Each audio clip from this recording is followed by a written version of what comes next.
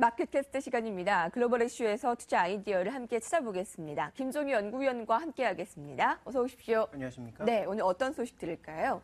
네, 최근 우리 시장의 반등의 주역이 외국인이라는 점에 누구도 이해를 할 수 없을 겁니다. 그렇다면 전 세계 글로벌 자금이 과연 한국으로 들어올 만한 여건이 되고 있는 것인지, 또 글로벌 자금 흐름은 어떻게 진행되고 있는지를 확인해 보면서 국내 시장의 외국인에 대한 전망도 해보도록 하겠습니다. 세계 증시별로 온도차가 있긴 하지만 국가별로의 글로벌 펀드 어떻게 살펴볼지 궁금할 겁니다. 그 동향을 살펴보고 그와 관련해서 외국인 매매 전망까지 해보겠습니다. 먼저 글로벌 펀드의 좀 동향들, 자금이 어떻게 움직이고 있는지 그 부분부터 짚어본다면요. 최근 며칠간 살펴보게 되면 테이퍼링을 앞두고 있는 상황에서 전반적으로 주식을 줄이고 있습니다. 그래서 신흥국이라든지 선진국 가릴 것 없이 지금 빠져나가고 있는 양상인데요. 준비된 그림을 보시면 전체적으로 이 신흥국 시장은 지난 5월부터 아주 가파르게 이제 돈이 빠져나가는 모습이었지만 이 구간에서 또 돈이 강하게 들어왔던 선진국들도 최근 들어서는 서서히 돈이 빠져나가는 모습을 보여주고 있습니다. 양시장 모두 돈이 빠져나가고 있는 거죠. 그러니까 글로벌 펀드 동향에서 놓고 보게 되면 연준의 정책 변화를 앞두고 주식을 조금 줄이자. 그리고 미국 시장 같은 경우에도 지금 밸류에이션 논란이 벌어지고 있는 상황에서 미국 펀드 쪽에서도 돈이 빠져나가고 있는 것이 핵심적인 부분이고요. 4주간 이제 이머징 마켓 쪽에서 살펴보니까 지금 라틴 아메리카 남미 쪽에서도 빠지고 있고요. 중동 아프리카 쪽에서도 돈이 빠져나가고 있고, 아시아도 일본을 제외하면 돈이 빠져나가고 있고, 전체 이머징 마켓 펀드에서도 돈이 빠져나가는 등 최근 4주간 동향에서 전반적으로 자금 유출세를 볼 수가 있습니다.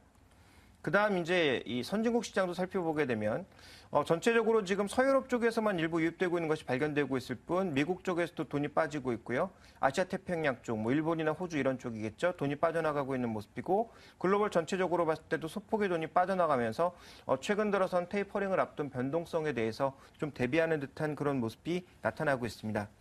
그 다음 그림 살펴보시면 한국 관련 4개 펀드의 주간 순이익 동향인데요. 이때 5월달 정도에는 돈이 빠져나가면서 시장에 큰 충격을 줬죠. 잠시 들어오는 듯 하다가 최근 들어선 다시 또 빠져나가는 모습 보여주고 있습니다. 그렇지만 빨간색으로 표시되고 있는 우리 시장의 외국인 누적 순매수는 계속 확대되고 있는 국면이어서 네. 이 외국인 매매 동향, 펀드의 동향과는 조금 다른 모습을 나타내고 있다는 점이 특징이고요. 국가별로 살펴봤을 때 아시아 국가 쪽에서는 대만 쪽에 돈이 들어오는 모습이고요. 우리 시장은 4주 연속으로 돈이 들어오고 있고, 최근 들어서는 오히려 점점 확대되는 모습을 나타내고 있고요. 일본 같은 경우에는 돈이 또 빠르게 빠져나가는 모습을 나타내고 있고, 나머지 아세안 국가들도 모두 유출 초를 나타내고 있어서 전반적으로 아시아 국가들 쪽에서 돈이 빠져나가고 있지만 대만과 한국 쪽으로만 돈이 유입되고 있다는 것도 특징적인 좀 부분으로 봐야 될 것 같습니다. 그래서 전체적인 매매 동향 살펴봤을 때 분명히 주식시장에서 돈이 빠져나가고 있는 상황인데, 한국과 대만 일부 국가를 중심으로는 서유럽 국가 일부 국가를 중심으로는 돈이 유입되는 모습이 발견되고 있어서 국가별 차이가 비교적 크게 나타나고 있다, 이렇게 봐야 될 것 같습니다. 최근에 외국인 투자자들이 아시아 주요국 7개 중 가운데 한국 주식을 유독 사들이고 있어서 극명한 대조를 보이고 있는데요. 이 외국인들의 매수 기조, 그 유지의 배경을 좀 더 자세히 살펴본다면요. 네. 그럼 과연 글로벌 펀드에서 전반적으로 돈이 빠져나가고 있는 한국으로 왜 돈이 드러나고 있는지를 보시려면 그동안 이제 외국인 누적 순매수와 한국 관련 펀드의 흐름을 살펴봐야 되는데요. 한국 관련 펀드라고 하는 것이 오해하면 안 되는 게 한국을 사는 펀드가 아니라 한국을 살 수 있는 펀드입니다. 그러니까 한국을 비롯한 이머징 국가를 살 수 있는 그 주요 펀드들이라고 봐야 될 것 같은데요.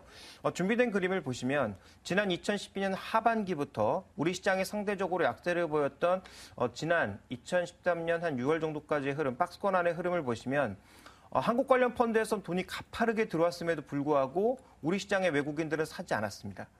그러니까 이때는 어떤 식의 매매가 나타났냐 하면 인도네시아나 인도, 필리핀, 태국 이런 국가들을 사면서 한국을 상대적으로 경원시했거든요.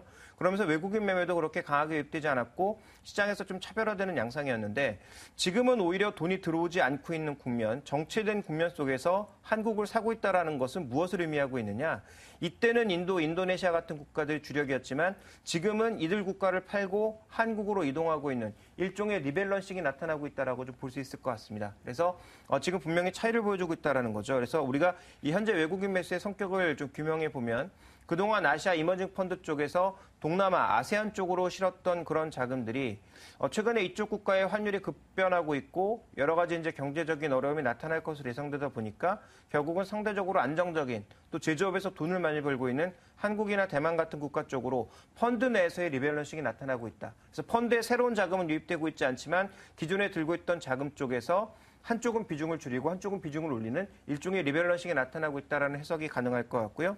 자, 두 번째 해석은 외국인 대차 잔고입니다. 그동안 이제 공매도를 통해서 우리 시장의 하락에 투자했던 외국인들이 굉장히 많았는데 지수가 이제 2000선을 넘어서는 모습을 보이면서 계속 반등을 하다 보니까 결국은 갖고 있던 공매도 물량, 빌려서 판 물량들을 빠르게 환수해 나가는 과정 속에서 또 외국인 매수가 유입되고 있다고 봐야 될 것 같고요.